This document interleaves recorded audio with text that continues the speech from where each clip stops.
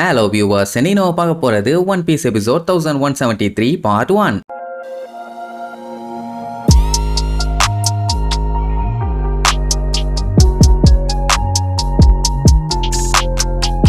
Open பண்ணா போன பாட்டுல குழந்தைங்க எல்லாம் பொசுகுன்னு மயக்கம் போட்டு விழுந்தாங்க. திடீர்னு பார்த்தா பெரிய பெரிய சைஸ்ல மான்ஸ்டர்ஸுங்க எல்லாம் காட்டுக்குள்ள ஆடிட்டு இருக்குதுங்க. என்னடான்னு ஆஞ்சி அசந்து பார்த்தா அது அந்த குழந்தைங்க பார்த்து பயப்படுற மான்ஸ்டர்ஸுங்க. எல்லாமே பார்க்க படு பயங்கரமா இருக்குதுங்க. இவங்களுக்கு என்ன பண்றதுன்னு தெரியல. அதுங்க ஒவ்வொன்றும் வந்து போஸ் கொடுத்துட்டு போகும். அதை நின்று பார்த்து பதறிக்கிட்டு தான் இருப்பாங்க. இதுங்களை வெளியே இருந்து இப்படியே பார்த்துக்கிட்டு இருந்தாங்கன்னா அது இவங்களுக்கு ஆபத்து, அந்த குழந்தைங்களுக்கும் ஆபத்து. ஸோ அதனால பிரின்சிபால் உடனே வெளியில மயக்கம் போட்ட குழந்தைங்க எல்லாத்தையுமே ஸ்கூலுக்குள்ள தூக்கிட்டு போக சொல்லுவாரு. அந்த டைம் தூக்கத்திலேயே நடந்து போயிட்டு இருக்குதுங்களே அந்த குழந்தைங்க, அவங்கள பார்த்துட்டு சால் கத்திட்டு கிடப்பான், எங்க போறீங்க, நில்லுங்கன்னு. இவன் எவ்வளவு கத்தினாலும் அவங்களுக்கு அது கேட்கற மாதிரி இல்ல. இங்க ஆஞ்சேவும் பிரின்சிபலும் ஒன்னா சேர்ந்து வேகமா குழந்தைகளை உள்ள தூக்கி கொண்டு போயிட்டு இருப்பாங்க. நீங்க இங்க இருக்க குழந்தைகளை பாத்துக்குங்க, நான் அந்த குழந்தைகளை காப்பாத்தி கூப்பிட்டு வரேன்பா. உடனே ராபினும் சாப்பரும் நாங்களும் வரோம்னு சொல்லி அவங்க கூட ஜாயின் பண்ணிக்குவாங்க. இங்க பார்த்தா அந்த 9 குழந்தைகளும் அவங்க பாட்டுக்கு தூக்கத்துல பொறுமையா தான் நடந்து போறாங்க. ஆனாலுமே அவங்கள தடுக்க முடியல. எந்த ஒரு சவுண்ட் டிஸ்ட்ராக்ஷனுக்குமே எந்திரிக்கிற மாதிரியும் இல்ல. அண்ணன் நட போட்டு அமைதியா போவாங்க. சால் அங்க வந்து ஒவ்வொருத்தர் பேரையா சொல்லி கத்துன்னு கத்துவான். ஆனாலும் அவங்க அப்பவும் எந்திரிக்க மாட்டாங்க. அட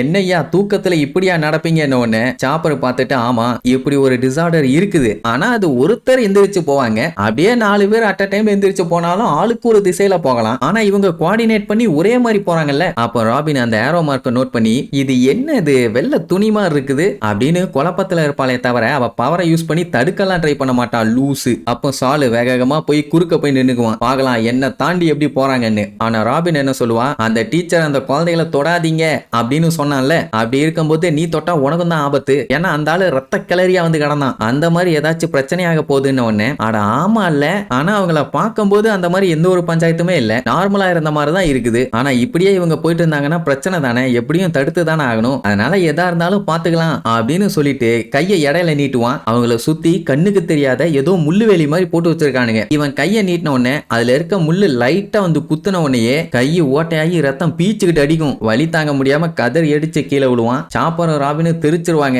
நல்ல வேலை ராபின் இருந்ததுனால சாப்பருக்கு அடிபடாம அவனை கேட்ச் பண்ணி காப்பாத்திடுவான். சரி சாலுக்கு என்னாச்சுன்னு போய் பார்த்தா கையில ஒரு பெரிய ஓட்டை, ஏதோ ஒண்ணு என் கையை குத்திருச்சுன்னு இருப்பான். ராபினுமே இப்ப என்ன பண்றதுன்னு தெரியாம தகச்சு போய் நின்றுட்டு இருப்பான். அதே நேரம் இவங்க இந்த குழந்தைங்க எல்லாத்தையுமே ஒரு வழியா ஸ்கூலுக்குள்ள கொண்டு வந்துட்டாங்க. இப்ப இந்த பிரச்சனைய மத்தவங்களுக்கும் தெரிய வைக்கணும், அதனால பெரிய பெரிய ஆளுகளுக்கு எல்லாம் கால் பண்ணி சொல்லிரு அப்படின்னு உடனே ஆஞ்சே வெஸ்டர்ன் வில்லேஜுக்கு கால் பண்ணுவான். அங்கதான் பார்ட்டி போயிட்டு இருக்குது. நான் வால்டர் ஸ்கூல்ல இருந்து பேசுறேன், இங்க பிரச்சனைப்பா. அதை சொல்றது பாத்தீங்கன்னா நம்ம ஆளுங்க யூஸ் பண்றது டிரான்ஸ்போர்ட்டர் ஸ்னெயில், இதுவும் அதே மாதிரி தான் இருக்கும், ஆனா பெரிய சைஸ்ல இருக்கும். ஏன்னா நம்ம ஆளுங்க யூஸ் பண்ற மாதிரி சின்ன சைஸ்ல இருந்துச்சுன்னா இவனுக்கு இருக்கிற சைஸுக்கு தூக்குனாலே நசுங்கி போயிடும். அதனால இவங்க கிட்ட இருக்கிறது பாத்தீங்கன்னா பெரிய சைஸ்ல இருக்கும். அதோட பேரு டிரான்ஸ்பாண்டர் பில் பக். இது எல்பேஃப்ல மட்டும்தான் இருக்குது, வேற எங்கேயுமே இல்ல. ஏன்னா இதுக்கு முன்னாடி எபிசோட்ல இவனுக்கு இதை காட்டினது இல்ல. சரி என்ன பஞ்சாயத்துன்னு ஆஞ்சே கிட்ட கேட்டா எமர்ஜென்சின்னு நடந்த மேட்டரை பூரா சொல்லுவான். குழந்தைங்க எல்லாம் மயக்கம் போட்டு விழுந்தாங்க. அதுல ஒரு 9 பேர் அவங்க பாட்டுக்கு எங்கேயோ நடக்க ஆரம்பிச்சிட்டாங்க. என்ன நடந்துட்டு இருக்குன்னு எங்களால யோசிக்க கூட முடியல அப்படின்னு உடனே குழந்தைகளோட அம்மா அப்பா எல்லாம் அங்க இருப்பாங்கல்ல, அவங்க அதை கேட்டுட்டு பயங்கரமா பதறுவாங்க. தூக்கத்துல நடக்கிறாங்களா, என்ன நடக்குதுன்னு ஒரே குழப்பம். அது மட்டும் இல்லாம காட்டுக்குள்ள பெரிய பெரிய மான்ஸ்டர்ஸுங்க எல்லாம் வந்து ஆட்டம் போட்டுட்டு இருக்குதுன்னு உடனே என்னடா நடக்குதுன்னு ஒண்ணும் புரியல. சரி குழந்தைங்க எல்லாம் ஓகேவா, பிரின்சிபல் என்ன பண்ணிட்டு இருக்காரு, மத்த டீச்சர்ஸ் எல்லாம் என்ன கிண்டிட்டு இருக்காங்களான்னு கேட்பான். ஆனா அவங்க கஷ்டப்பட்டு போராடி அந்த மான்ஸ்டர்ஸால குழந்தைகளுக்கு எந்த ஒரு ஆபத்தும் இல்லாம பாத்துக்கிட்டாங்க. ஆனா இப்ப அந்த 9 குழந்தைங்க மட்டும் பிரான்ச் ரூட் 8 நோக்கி போயிட்டு இருக்காங்க. நம்ம ஜிம் டீச்சரும் சாலும் தடுக்க ட்ரை பண்ணி அவங்களால முடியல அப்படின்னு அவ பதட்டத்தோட சொல்லுவா. அதை கேட்ட ஜின்பே, இதுக்கு முன்னாடி போனமே அந்த ஸ்கூல் தானே, இவங்க என்னடானா இங்க மான்ஸ்டர்ஸ்ங்கறாங்க, அங்க என்னடானா காடு தீ பிடிச்சி எரியுது, என்ன எல்லா பஞ்சாயத்தும் அட் அ டைம்ல நடக்குதுன்னு நமக்கே அப்படியே ஷாக் ஆகும். இதுல இன்னொரு பஞ்சாயத்து என்னன்னா ரூட் 8ன்னு சொன்னால அந்த இடத்துல தான் இப்ப தீ பிடிச்சி எரிஞ்சுக்கிட்டு இருக்குது. அந்த வழியா குழந்தைங்க எல்லாம் போனாங்கன்னா அவங்களுக்கு பிரச்சனை ஆகாதா அப்படின்னு இவங்க எல்லாம் இங்க பதறிட்டு இருப்பாங்க. ஆனா இந்த கிராமத்தோட தலைவர் எல்லாத்தையும் பொறுப்பா பாத்துக்க வேண்டிய ஜருலு அங்க நம்ம உசோப்பு கூட சேர்ந்து குடிச்சுக்கிட்டு கூத்தடிச்சு என்ஜாய் பண்ணிட்டு இருக்காரு. என் பேத்தியா அந்த ஸ்கூல்ல தான் படிச்சுட்டு இருக்குதுன்னு இன்ஃபர்மேஷன் வேற. நமி பார்த்துட்டு வண்டையா திட்டுவா, இங்க எவ்வளவு பெரிய பிரச்சனை போயிட்டு இருக்குது, நீங்க இங்க கும்மாளம் போட்டுக்கிட்டு இருக்கீங்களான்னு. நல்லா ஊத்துன்னு ஊத்திட்டாங்க. இதுக்கப்புறம் என்ன பண்ணுவாங்க, அதைத்தான் பண்ண முடியும். சோ கூறுகட்ட தாம ஆடிட்டு இருப்பானுங்க. இவ கத்திட்டு கிடப்பா. அந்த டைம் ஒய்யான்னு ஒரு சவுண்டு. என்னடான்னா மேல இருந்து வேகமா ஒரு போட் ஒண்ணு வந்துகிட்டு இருக்கும். பரவாயில்லையே சீக்கிரமா வந்துட்டாங்களேன்னு இவங்க எல்லாம் சந்தோஷப்படுவாங்க. அட வேற ஒண்ணும் இல்ல, எல்பேஃபோட ஃபயர் ஃபைட்டர்ஸ் அவங்க தான். அவங்கள எல்பா ஃபயர் பிரிகேட்ஸ்னு சொல்லுவாங்க. எங்க எந்த பஞ்சாயத்தா இருந்தாலும் சரி முந்திரி கொட்டை மாதிரி முந்திக்கிட்டு வருவாங்க. அவங்களுக்கு பயம்னு ஒண்ணு கிடையவே கிடையாது. நெருப்பு இவங்கள பார்த்தா பொறுப்பா அங்க இருந்து போயிரும். இவங்க வராங்கன்னு தெரிஞ்சா நெருப்புக்கே படபடத்து வெடவெடத்து போயிரும் அப்படின்னு இவனுங்க பில்டப் கொடுக்க அவனுங்க சும்மா வெறித்தனமா போயிட்டு இருப்பானுங்க. அவனுங்க அப்படி இப்படி எப்படி இந்த நெருப்பை அணைச்சிருவானுங்க அப்படின்னு இங்க ஒரு சைடு பில்டப் ஏத்திக்கிட்டு இருக்கானுங்க. அங்க காடு பத்திட்டு எரியறத பார்த்துட்டு இதெல்லாம் ஒரு நெருப்பா சாட்டு புட்டுன்னு வேலையை முடிச்சிருவோம் அப்படின்னு வெறித்தனமா போயிட்டு இருக்கும் போது திடீர்னு அங்க இடையில இருந்து ஒரு பெரிய கை ஒண்ணு வரும். என்னது இதுன்ட்டு அப்படியே ஊன்னு பார்த்தா இந்த குழந்தைங்க எல்லாம் பார்த்து பயந்த மான்ஸ்டர்ஸ் எல்லாம் வரைஞ்சு வச்சிருந்தாங்கல்ல, அதுல ஒண்ணுதான் இது. இது பாத்தீங்கன்னா மத்ததுங்களை விட ரொம்பவும் ஜெய்ஜாண்டிக்கா இருக்குது. அதுங்களே அத்தா தண்டிக்கு இருந்துச்சுங்க. இது அதை விட பல மடங்கு பெருசா இருக்குது. அதை பார்த்துட்டு வாயை பொழந்துகிட்டு இருப்பானுங்க. ஒரே போடு அவ்வளவுதான். ஐயோ அம்மா ஆத்தாடின்னு சொல்லி கத்திக்கிட்டே கீழே விழுவானுங்க. நெருப்புக்கு தாண்டா எங்களை பார்த்து பயம், நாங்கெல்லாம் அப்படி இப்படின்னு பில்டப் எல்லாம் பண்ணதுக்கு கடைசியில ஒரே அடியில சோலி முடிஞ்சிருச்சு. அந்த மான்ஸ்டரை பார்த்துட்டு இவனுங்கெல்லாம் பீதி ஆயிருவானுங்க. இத்தனைக்கு இவனுங்கெல்லாம் ஜெயன்ஸுங்க. அவங்களே பீதி ஆகிற அளவுக்கு அது பெருசா இருக்குது. உசோப்ப பார்க்கணுமே, அவ்வளவு போதையில கூட பார்த்து பீதியில கதற ஆரம்பிச்சிருவான். ஐயோ பெரிய சைஸ் மான்ஸ்டர்னு இப்படி எல்லா வேலையும் பண்ணி விட்டுட்டு வந்தாங்களே அந்த ஷெஃபர்டோட டீம். அவனுங்க உட்கார்ந்து நல்லா சாப்பிட்டுட்டு இருக்காங்க.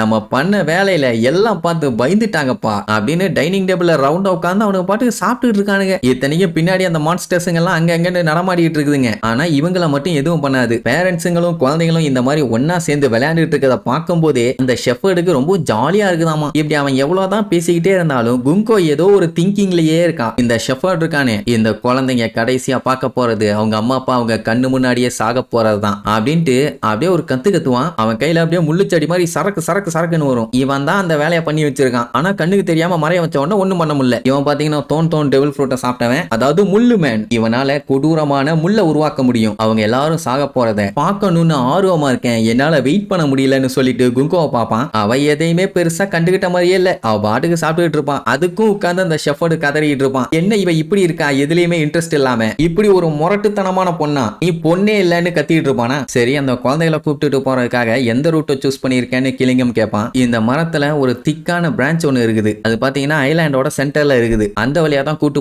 போறான். அந்த வழியா தான் சீ கிளவுடுக்கு கூட்டு போறான். அப்படி போறத எல்லாராலையும் பார்க்க முடியும். ஆனா அவங்களால எதுவுமே பண்ண முடியாது. அப்படியே அவங்க ஏதாச்சும் பண்ணணும்னு நினைச்சாலும் அங்கேயே அவங்கள பிளாஸ்ட் பண்ணி தெறிக்க விட்டுருவோம் அப்படின்னு ஷெஃபர்டு வில்லத்தனமா அதை கேஷுவலா சொல்லிட்டு இருப்பான். அந்த டைம் கிளிங்கம் சால்ட் வேணும்பா. உடனே அவன் அப்படியே மனசுக்குள்ள சால்ட்டை நினைப்பான். மேல பாத்தீங்கன்னா சால்ட் அப்படியே கிளவுட்ல வந்து நின்றுட்டு இருக்கும். அதுக்கப்புறம் தூங்குவானா, உடனே அந்த கிளவுடுக்குள்ள கையை விட்டு சால்ட் வெளியே எடுத்துக்குவான். இப்படித்தான் அந்த குழந்தைங்க பார்த்து பயப்படுற மான்ஸ்டர்ஸையும் அவங்களுக்குள்ள இருந்து வெளியில கொண்டு வந்திருக்கான். இது பாத்தீங்கன்னா ஷெஃபர்டால பண்ண முடியாது. ஏன்னா அவன் வந்து முள்ளு மேன். அவனால முள்ளு மட்டும் தான் கிரியேட் பண்ண முடியும். கிளிங்கமால மட்டும் தான் இதை பண்ண முடியும். ஆக மொத்தத்துல 3 பேர்த்தோட பவரை யூஸ் பண்ணி தான் அந்த குழந்தைகளை அப்படியே கூப்பிட்டு வந்துகிட்டு இருக்காங்க. சரி இப்ப அந்த குழந்தைங்க எல்லாத்தையுமே கூட்டு போயாச்சு. இனி இங்க இருந்து எப்படி கடலுக்கு போறதுன்னு அந்த ஷெஃபர்டு கேட்பான். ஏன்னா இவங்க இருக்கிறது மரத்தோட கிளையில, இங்க இருந்து கீழே போகணும். என்ன பண்ணலான்னு கேட்டோம்னா ஆல்ரெடி இந்த கிளிங்கம் பார்த்து வச்சிருக்கான். அந்த வில்லேஜ்ல பாத்தீங்கன்னா ஒரு கப்பல் ஒண்ணு நிறுத்தி வச்சிருக்காங்க. அந்த கப்பலை எடுத்துட்டு போயிடலாமா. எது ஜெயண்டோட கப்பலை. அதுக்கப்புறம் ரெயின்போல அப்படியே ரைட் பண்ணி நேரா ஹோலி லேண்டுக்கு போயிடலாம் அப்படின்ட்டு பிளான சொல்லுவான். அப்போ அந்த சால்ட் ஒன்று எடுத்தான்ல, அந்த சால்ட்டை போட்டு குங்கோ சாப்பிட்டு பார்ப்பா. செம டேஸ்டியா இருக்கும். அவ்வளவு நேரம் ரியாக்ஷன் கொடுக்காத அவளே ரியாக்ஷன் கொடுப்பான். அப்போ ஷெஃபர்ட் அப்படியே யோசிச்சு பார்த்துட்டு கடுப்பாயி கத்துவான்.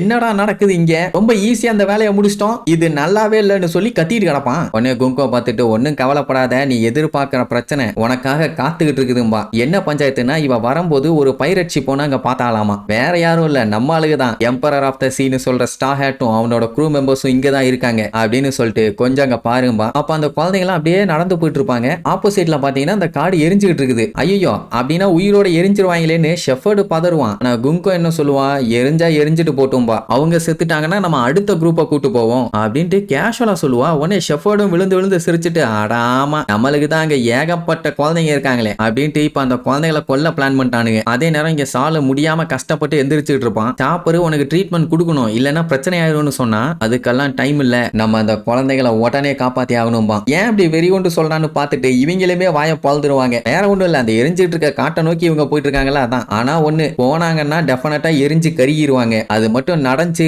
கண்டிப்பா பெரிய போர்க்களமே வெடிக்கும். பார்க்கலாம் நம்மளுக்கு நெக்ஸ்ட் எபிசோடு அவங்களை காப்பாத்துறாங்களா இல்ல குழந்தைங்க சாக போறாங்களான்னு அடுத்தடுத்த எபிசோட்ல பார்க்கலாம். டாடா.